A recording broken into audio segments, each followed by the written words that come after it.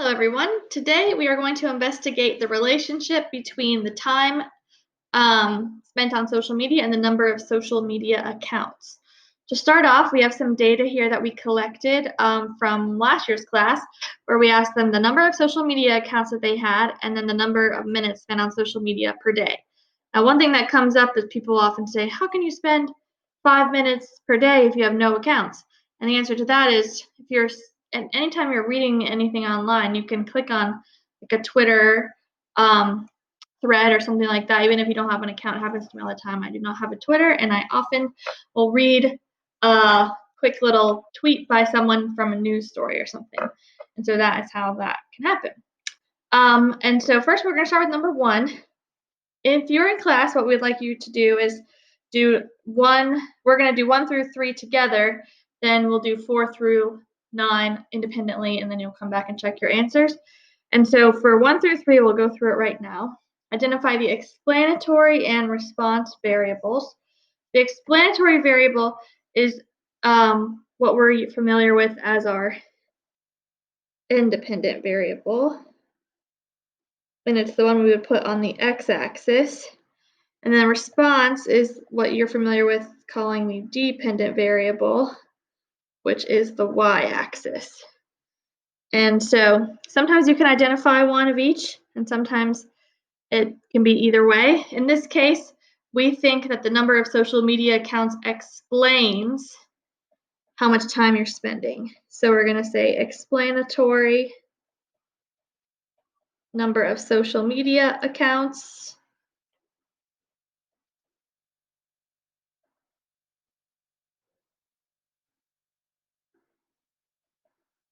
and response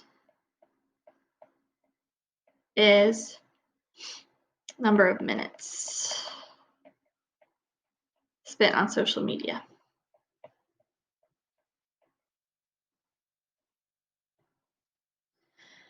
Okay, number 2, how many variables do we have? Are they categorical or quantitative? So we really just identified 2 variables, means there's 2. And then both of them say number of, and so they are quantitative.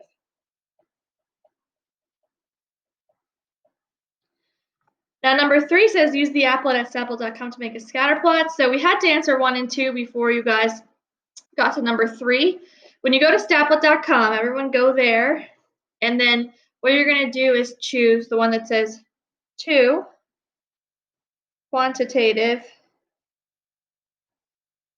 variables, and then you'll just type the values in. Make sure you label the variables as number of social media accounts and number of minutes spent, so that it will create this graph, and then you can plot and copy that down.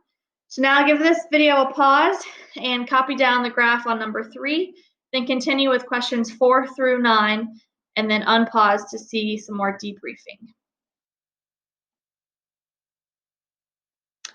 Okay, so hopefully you have unpaused. We have our answers here, the same ones.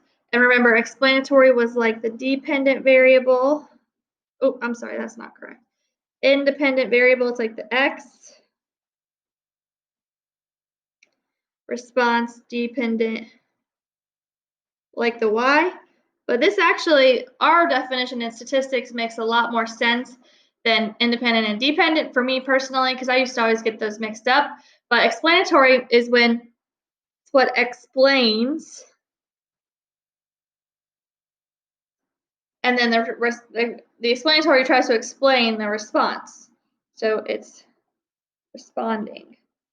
So the words are defining themselves. And we think that the number of minutes responds to the number of accounts you have. The more accounts you have, the more likely you are to spend more time on social media, we think. So here's what the graph should have looked like. Hopefully you're able to copy that down. And then we are going to define this as a scatter plot.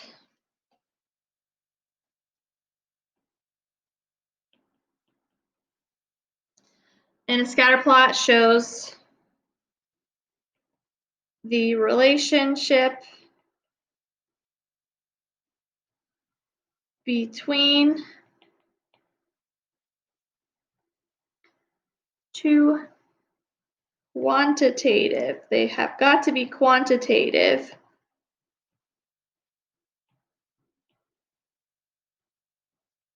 variables.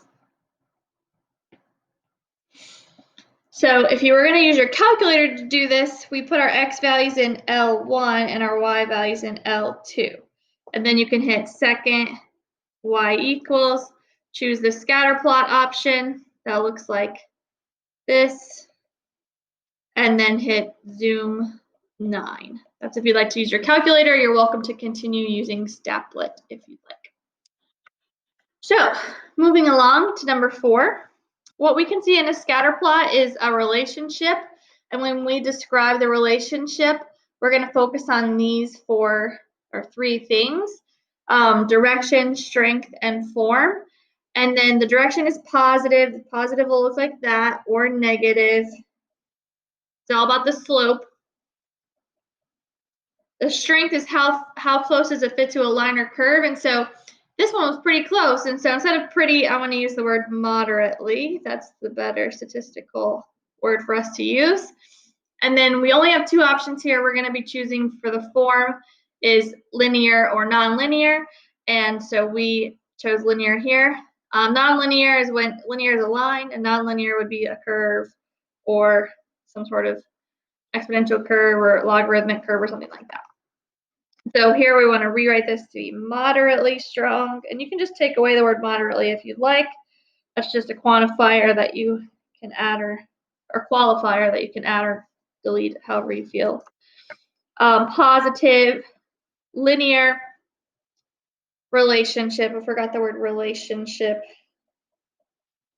in this little template between, and we always want to put our explanatory and response in context. Now, what we're going to add here is that when we interpret the data, interpret a scatter plot, we want to stick to this acronym, DUFS. And that's direction, unusual features, form, and strength. And so if I want to label each of those in here, here's my direction, here's my strength, here's my form, and then we are going to add this no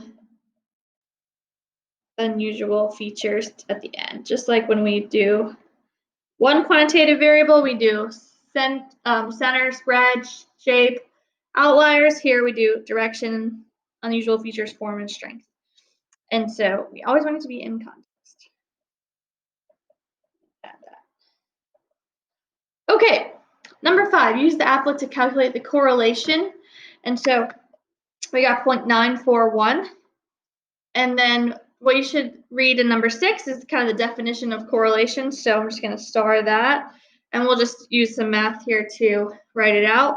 Correlation is a number between 1 and negative 1 and 1. So we'll have -1 is less than or equal to r is less than or equal to 1. We use r to describe the correlation. That's the letter that we use. And then just a quick little breakdown of different correlations. Let's say we have -1, -0.5, 0, +0.5, and +1. 0 is no linear relationship, or I'll just replace this with weak. Then we have strong, and then we have strong down here. So they're strong on the ends and weak in the middle, and then that's when we can say the word moderate here and here. What else? Oh, 0 is a weak linear relationship. So this definition is really important. Correlation is a number that describes the strength and direction of the linear relationship. So just because 0 is the correlation doesn't mean there's no relationship. It means no linear association. It could be a parabola or some other type of curve and still have a good relationship, just not linear. And then if we have r equal to ±1, that is a perfect linear association. And we'll describe a few more things about R on the important ideas box, in the important ideas box. All right, next, number 7. Suppose someone with a large number of social media joins the class. So we added the point 12,200 out here. How do you think this outlier will affect the correlation? So before you do it in there, you can think, oh, well, here's like all the dots before, and then this fits right in line. And so I said I thought it would have strengthened it because it fits in line. And so the new R is 0.66. So it increased. That did get strengthened. So I was correct with my hypothesis there. And just a little note about that is if we have an outlier in the direction of the data, then R is strengthened.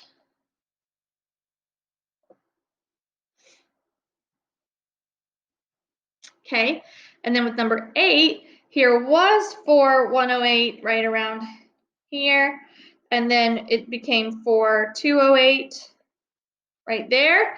And so now that one does not fit in line with the rest of the data. If I ever had to draw on that, it doesn't fit. And so that one decreases the correlation, and we can see the evidence here. And so we're going to say outlier outside of the pattern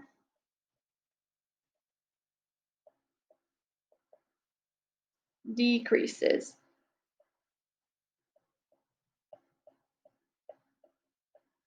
Correlation.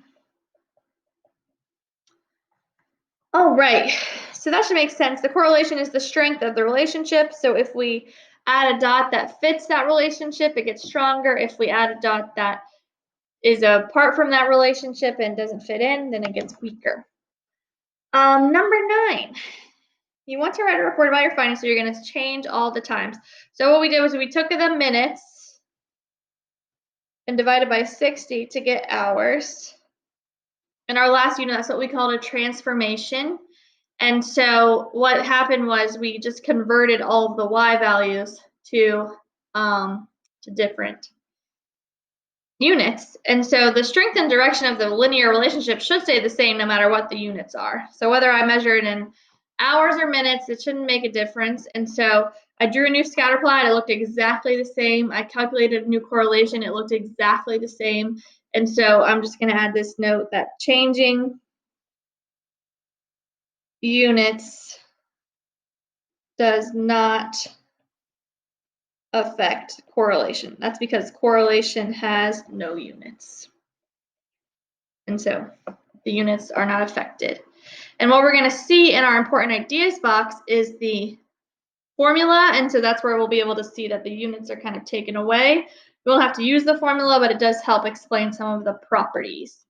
So correlation and scatterplots are something that you guys should be familiar with from other math classes. But this, we're going to go into a little bit more detail with the numbers and the formulas. And so that is what we should expect when we get to this, all of this. So everyone give this a pause and copy down some of these important ideas. This page is very long, so I am going to zoom out and then let you guys pause the video. Hold on, it's zooming out. There we go. So pause the video and copy all of this down. It's a lot, so it's going to take a couple of minutes. And then you can unpause and listen to me explain a little tiny bit about each thing. Okay, so unpause the video, hopefully now. Couple of things. The way I remember explanatory is we have explanatory, I'm going to use a highlighter, X, and it's the X value. And then response doesn't have anything cute, but that as long as you know explanatory is X, you'll know response is Y. And then remember we do duffs. I'm going to add this note in context. It's always got to be in context. The correlation, it implies the strength and direction of the linear association. So I'm going to highlight that where it's important. And it's got to be two quantitative. I spelled quantitative wrong there, but it's missing a T, but that's okay. Variables. Now this formula is crazy and you don't have to memorize it, but hopefully these values, xi minus x bar over sx, if you remember what the symbols mean, this is going to be value minus the mean over the standard deviation. And so hopefully that's pretty familiar to you, that we have the value and that's a z-score. So what we're doing is standardizing all of the values, multiplying them together, adding them all up and dividing by 1 less than our sample size, and that's how that number gets calculated. We'll never do that by hand, but it does open up some properties that we are going to make sure you know.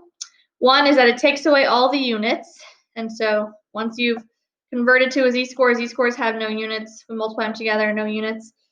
-1 to 1 is what that number will always be between. We already wrote this down, that -1 and 1 are perfect linear association, where 0 is no linear association. And then if we switched x and y, you can see it in this formula. If you switch the explanatory and response and label them differently, the correlation would stay the same. Now, the graph would look different, but the actual correlation value would stay the same. And so that is because if you look at this formula, switching x and y wouldn't change the outcome. And then I'm going to highlight this very important statement. Correlation does not imply causation. Also forgot the S on does. Let's add that. So correlation does not imply causation. I can't make it look right. It's okay. So just because two things have a correlation, we can draw a scatter plot and calculate a correlation between any two quantitative variables. But unless we do an experiment, we can't say that one causes the other to happen. And that's a really important idea. I've been seeing it a lot in the news lately. A lot of scientists have been reminding us correlation does not imply causation. And then these three pieces are just some information, some definitions. The outlier is a point that doesn't follow the general trend, as you know. And so in this case, here's our data. This, let's see, out here would be an outlier. A high leverage point has a substantially larger or smaller x value than the other points. So here's this, and then this could be influential out here because it's got a much smaller x value than other points in that area. And then, let's see, I'll make it look better. Or I mean, sorry, a much higher x value right there than any other points in that area. And then an influential point is one that if you remove it, it would change the relationship. And so those can be all, outliers and high leverage points can be influential depending on what happens when you remove them. And so those three definitions are important, and we'll actually work more with those later on in this unit. All right, give this another pause and try to check your understanding, and then unpause the video when you have finished trying it and check your work with this video. All right, here we have explanatory and response. Explanatory, amount of sugar, response, number of calories. It says explain your reasoning, so I'm just going to add that the amount of sugar can help explain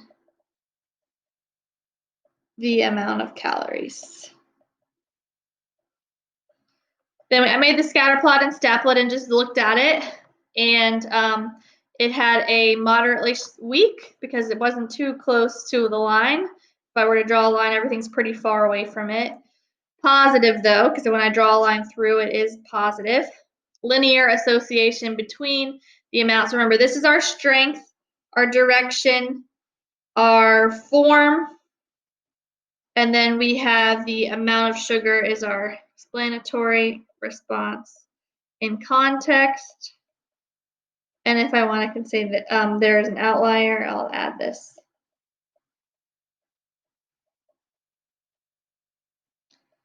In the y direction.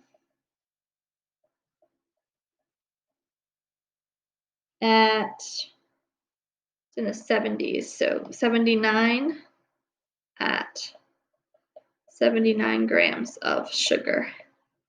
And we can look back at that particular value, and peanut M&Ms have super high calories for the amount of sugar. So we can add that if we want.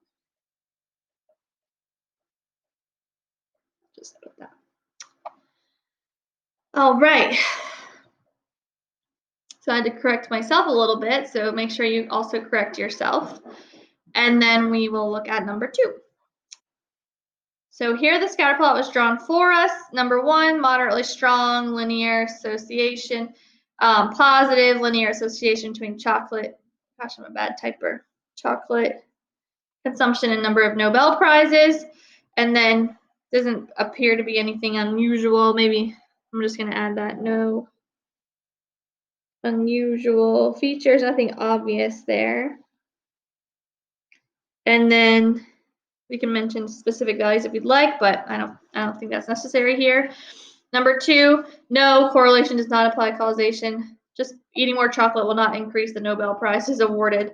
This is a prime example of making sure you don't fall into that way of thinking. And then number 3, if I were to draw the line through the data, what's Switzerland? There it is, right there at the end of the line.